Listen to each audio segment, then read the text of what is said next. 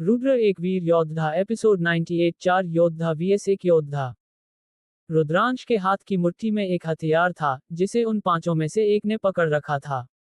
दरअसल रुद्रांश का ध्यान कालेश की तरफ होता हुआ देखकर उन पांचों में से एक ने इस मौके का फायदा उठाते हुए रुद्रांश की तरफ उस हथियार से हमला कर दिया था। और फिर रुद्रांश ने इस हथियार को अपने एक हाथ से पकड़ लिया। रुद्रांश के हाथ ने जैसे ही उस हथियार को पकड़ा तो उसको एक तेज दर्द महसूस हुआ, लेकिन इतना दर्द होने के बावजूद रुद्रांश के चेहरे पर कोई भी भाव नहीं था। दरअसल वह हथियार इतना ज्यादा धारदार था कि रुद्रांश के ड्रैगन की चमड़ी वाले हाथ में भी उसका हाथ कट गया। ये देखकर रुद्रांश को कोई भी हैरानी नहीं हुई। दरअसल उसने पहले ही यह अंदाजा लगा लिया था कि उनके हाथों में जो हथियार है वह बहुत ही ज्यादा ताकतवर है। इसके बाद रुद्रांश की आंखें उस तरफ मुड़ गई जहां से वह हथियार उसकी तरफ आया था।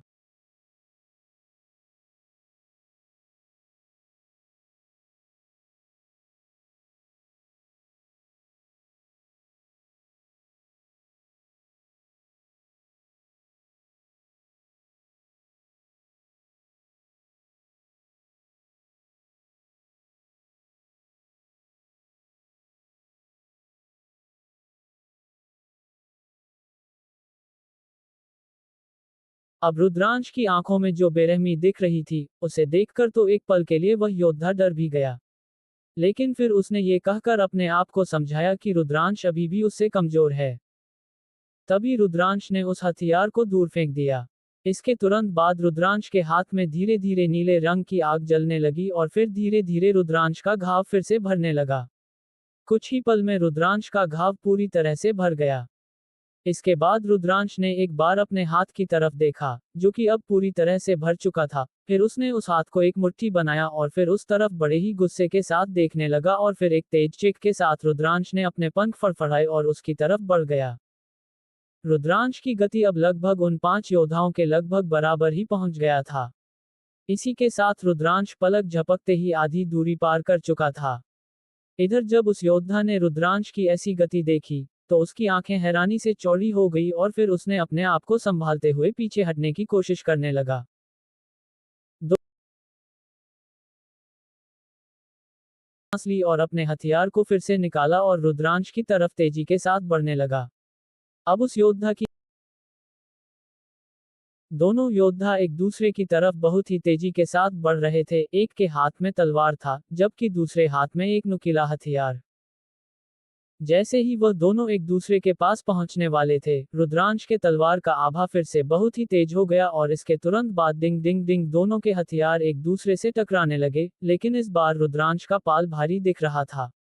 रुद्रांश बहुत ही ज्यादा तेजी के साथ उस योद्धा पर हमला कर रहा था और क्योंकि रुद्रांश के समय का चिन्ह सक्रिय था इसलिए उसके प्रतिद्वंद्वी का हमला रुद्रांश के पास देर से पहुंच रहा था। पलक झपकते ही रुद्रांश ने उस योद्धा के ऊपर 100 से भी ज्यादा हमले कर दिए। उस योद्धा के शरीर के जगह जगह पर जख्म दिखने लगे। जब बाकी चारों ने उसकी ऐसी हालत देखी तो उनका मुंह हैरानी से खुले के खुला रह गया।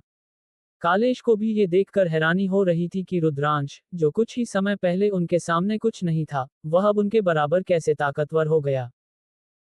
एक पल के लिए तो वह सब उसी की तरफ देखकर दंग रह गए, लेकिन तभी कालेश ने अपने आप को होश में लाते हुए सभी की तरफ देखकर बोला, अरे देख क्या रहे हो, सब उस पर हमला करो, नहीं तो वह उसे मार देगा। कालेश के इतना कहते ही बाकी 4 भी होश में आए और उसी की तरफ तेजी के साथ हमला करने आगे बढ़े। जहां ये पांचों रुद्रांश को मारने की कोशिश कर रहे थे, वहीं उस जगह से कहीं दूर एक पहाड़ के ऊपर कुछ योद्धा उसी की तरफ बड़ी ही हैरानी के साथ देख रहे थे। उनके पास एक ऐसी वस्तु थी जिससे वे सभी दूर के वस्तुओं को भी देख सकते थे। ये बिल्कुल किसी टेलीविजन की तरह ही था, बस इसमें फर्क ये था कि इसके लिए टीवी की तार या अतिरिक्त उपकरण की जरूरत नहीं थी। बस उस जगह की कोई वस्तु इस उपकरण पर रख दिया जाए तो वह उस जगह में क्या हो रहा है वह उन योद्धाओं को दिखा सकता था। उन सभी के बीच 2 योद्धा ऐसे थे जिनको देखकर रुद्रांश एक ही झटके में पहचान लेता। ये दोनों कोई और नहीं सिद्धार्थ और रणवीर थे। ये दोनों वहां से चले तो गए थे, लेकिन रणवीर ये देखना चाहता था कि रुद्रांश को तमसवन राज्य के लोग कैसे मारते हैं। रणवीर को पहले से ही यह सब पता था कि तमसवन राज्य के योद्धा कभी भी नैतिकतापूर्ण युद्ध नहीं करते हैं और शायद उनके पीछे उनका कोई वरिष्ठ जरूर आया होगा, इसलिए ही उसने तमसवन राज्य के लोगों से लड़ाई करना नहीं चुना। और उसको ये यकीन था कि रुद्रांश को वे सभी जरूर मार ही देंगे। लेकिन जब उन्होंने उन सभी का युद्ध देखा, तो उनकी आंखें हैरानी से चौड़ी हो गईं। उनको ये यकीन नहीं हो रहा था कि रुद्रांश इतना ज्यादा ताकतवर होगा कि तमसवन राज्य के 5-5 वरिष्ठ योद्धाओं से एक साथ लड़ेगा। इधर जब सिद्धार्थ ने रुद्रांश की ऐसी ताकत देखी, तो उसने मन ही मन एक गहरी सांस ली और अपने साथियों की तरफ देखते हुए बोला, मेरी बात ध्यान से सुनो। आज के बाद से कोई भी रुद्रांश के ऊपर हमला नहीं करेगा। अगर कोई उसके साथ दुश्मनी करता है, तो समझ लेना कि उसकी सबसे पहले मेरा ही सामना करना पड़ेगा। हो सके तो उसके साथ संबंध अच्छे करो। समझ गए? जब सिद्धार्थ के साथियों ने ये सुना, तो वह सब भी चौंक गए। उनको ये यकीन नहीं हो रहा था कि सिद्धार्थ उन्हें ये कहेगा। दरअसल सिद्धार्थ एक समझदार इंसान था। वह रुद्रांश की ताकत देखकर समझ गया था कि रुद्रांश कोई ऐसा योद्धा नहीं है जिसके साथ वह दुश्मनी कर सके। सिद्धार्थ को ये यकीन हो गया था कि रुद्रांश भविष्य में एक बहुत ही बड़ा योद्धा बनेगा। इसलिए अब वह रुद्रांश के साथ कोई भी दुश्मनी करना नहीं चाहता था।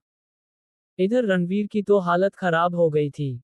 उसने मन ही मन खुद से कहा, बच गया रणवीर। ये तो अच्छा हुआ कि मैंने रुद्रांश के कहते ही वहां से चला आया, नहीं तो शायद वह इस दुनिया से ही बाहर हो जाता। इधर जैसे ही रुद्रांश ने देखा कि उसकी तरफ बाकी सभी भी हमला करने आ रहे हैं, तो रुद्रांश ने अपनी तलवार को और भी तेजी से चलाना शुरू कर दिया। अब रुद्रांश का तलवार इतनी तेजी से चल रहा था कि उसके प्रतिद्वंद्वी बहुत ही करीब से बच पा रहे थे। ऊपर से रुद्रांश के तलवार में जो बिजली थी, उसकी वजह से उस योद्धा को बार बार झटके लग रहे थे। इसी वजह से उसके शरीर में कुछ पलों के लिए लकवाग्रस्त हो जाते थे। इस वजह से वह योद्धा ठीक से रुद्रांश पर हमला भी नहीं कर पा रहा था। इसी के साथ जैसे ही वह चारों योद्धा रुद्रांश के ऊपर हमला करने वाले थे, तभी रुद्रांश ने एक हमला उस योद्धा के ऊपर कर दिया, जो सीधे जाकर उस योद्धा के हथियार पर लग गई। इसके तुरंत बाद रुद्रांश के तलवार से निकली बैंगनी बिजली उस हथियार के जरिए उस योद्धा के शरीर में चली गई। इसके बाद उस योद्धा के मुंह से एक तेज चीखने वाली आवाज निकली और उसका शरीर लकवाग्रस्त हो गया। इसका फायदा उठाते हुए रुद्रांश ने अपनी तलवार को घुमाते हुए उस योद्धा के गले की तरफ ले गया। जैसे ही वह चारों योद्धा रुद्रांश के ऊपर हमला करने ही वाले थे, तभी रुद्रांश का तलवार उस योद्धा के गले के आर पार हो गया। इसी के साथ उस योद्धा का शरीर जमीन पर गिर गया। इसके तुरंत बाद रुद्रांश ने देर ना करते हुए अपने पंख फड़फड़ाए और तुरंत ही ऊपर उड़ गया। रुद्रांश के उड़ने ही वहां पर एक तेज धमाका हुआ। इसी के साथ वहां पर वे चार योद्धा जो रुद्रांश की तरफ बढ़ रहे थे, उनकी गति इतनी ज्यादा तेज थी कि वह आपस में ही टकरा गए। जैसे ही यह हुआ, वहां पर चारों तरफ धूल उड़ गई। इधर जब तमसवन राज्य के सभी लोग अपने सामने की नजरों को देखा, तो उन्हें कुछ समझ में ही नहीं आया। दरअसल ये सब इतनी जल्दी हुआ कि वे कुछ देख ही नहीं पाए। लेकिन जब चारों तरफ वह धूल छटा सभी ने उस योद्धा का मृत शरीर देखा, तो वह हैरान हो गए। इधर रुद्रांश ऊपर आसमान में उड़ते हुए उस जगह पर देख रहा था, जहां वे चार योद्धा टकराए थे। तभी सभी ने देखा कि उस जगह पर चार योद्धा खड़े हुए थे। उनके चेहरे पर दर्द का भाव साफ नजर आ रहा था। कुछ योद्धाओं के शरीर पर तो जख्म भी आए हुए थे। दरअसल ये जख्म उन्हीं के ही हथियार से आए हुए थे। तभी उन चारों ने अपने आप को संभाला और आसमान में देखने लगे, जहां पर रुद्रांश खड़ा था। रुद्रांश को आराम से ऊपर उड़ते हुए देखकर कालेश का चेहरा गुस्से से लाल हो गया और वह गुस्से के साथ रुद्रांश की तरफ देखते हुए बोला, लड़के, तुमने यह अच्छा नहीं किया। अगर तुम हमें वह चीज दे देते, तो शायद मैं तुम्हें जान भी देता। लेकिन तुमने यह नहीं माना और तुमने हमारे एक साथी को भी मार डाला। अब तुम्हें हमसे कोई भी नहीं बचा सकता। इतना कहते ही उसने अपने साथियों की तरफ देखा और गुस्से के साथ बोला, चलो हमला करो इस पर और इसे छोड़ना मत। इतना कहते ही वे चारों फिर से रुद्रांश की तरफ हमला करने के लिए आगे बढ़ गए। इसके बाद कालेश ने अपने हाथ को ऊपर उठाया और फिर कुछ अजीब सी मुद्राएं बनाने लगा। इसी के साथ बाकी तीनों भी अपने अपने हमले तैयार करने लगे। कालेश के हाथ रुकते ही आसमान में एक हथेली दिखने लगी, जो कि पूरे काले रंग से चमक रही थी और बहुत ही ज्यादा डरावनी दिख रही थी। ये बिल्कुल लुकाम के हमले की तरह ही दिख रही थी। फिर कालेश रुद्रांश की तरफ डरावनी नजरों के साथ देखकर जोर से चिल्लाते हुए बोला, शैतानी हथेली का हमला। उसके इतना कहते ही उस हथेली में से तेज ऊर्जा वाली किरणें निकलने लगीं और फिर वह रुद्रांश की तरफ बढ़ने लगी। उसके बाद वहां पर और भी आवाजें मिलने लगी, शैतान का भला, काली शक्तियों का तलवार, भूतिया काटा। इन सभी आवाजों के खत्म होते ही वहां चारों तरफ से आसमान में एक के बाद एक हथियार प्रकट होने लगे, जिसमें एक भला था जो पूरे काले रंग का दिख रहा था और शैतानी था, एक तलवार जो कि अपने आप में ही कंपन कर रहा था, और एक कांटा जो कि बिल्कुल किसी धुंध की तरह दिख रहा था। ये चारों हमले उन 4 योद्धाओं ने मिलकर बनाए थे और फिर वह सभी रुद्रांश की तरफ बढ़ने लगे। जैसे ही रुद्रांश ने इन चारों का हमला अपनी तरफ आते हुए देखा, तब उसकी आंखों में थोड़ी डर नजर आने लगी। लेकिन फिर भी रुद्रांश ने हार नहीं माना और अपने आप को संभालते हुए अपनी आंखें बंद की और अपने हाथों को ऊपर उठाते हुए कुछ मुद्राएं बनाने लगा और साथ ही साथ कुछ मंत्र भी बुदबुदाने लगा। कुछ ही पलों में उसके हाथ के पास से हवा धीरे धीरे घूमने लगी और बीच में एक बवंडर जैसा दिखने लगा। जैसे ही यह हुआ, रुद्रांश उसे बवंडर के अंदर अपनी सारी शक्तियां डालनी शुरू कर दी। धीरे धीरे रुद्रांश के हाथ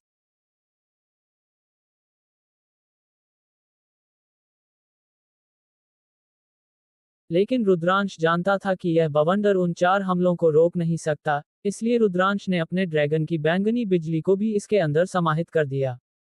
जैसे ही यह हुआ, उस छोटे से बवंडर के अंदर नीली आग और बैंगनी बिजली घूमने लगी। इसी के साथ ये बवंडर एक नीली बैंगनी आग और बिजली के मिश्रित रूप का बवंडर हो गया। इसी के साथ रुद्रांश ने उस बवंडर को बड़ा करना शुरू कर दिया। देखते ही देखते वह बवंडर कम से कम 100 मीटर बड़ा हो गया। लेकिन इसी के साथ रुद्रांश का चेहरा भी पीला पड़ गया।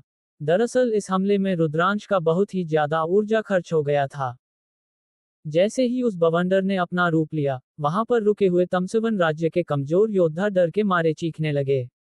तभी लुकाम ने सभी की तरफ देखते हुए डर के साथ बोला, भागो यहां से सभी, यहां पर अब रुकना ठीक नहीं है। लेकिन लुकाम के इतना कहने से पहले ही सभी लोग वहां से भागने लगे। इसी के साथ मुकाम भी उस जगह से भागने लगा।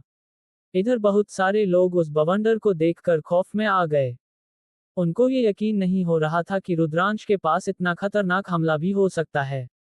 लेकिन रुद्रांश तो इन सब के बारे में सोच ही नहीं रहा था। उसके दिमाग में बस ये था कि उन 4 हमलों से कैसे बचे और उन 4 योद्धाओं को कैसे मारें। इसी ख्याल के साथ रुद्रांश ने अपनी 70 से 80% ऊर्जा को उस बवंडर में भेज दिया। इसी के साथ वह बवंडर बहुत ही तेजी से घूमने लगा।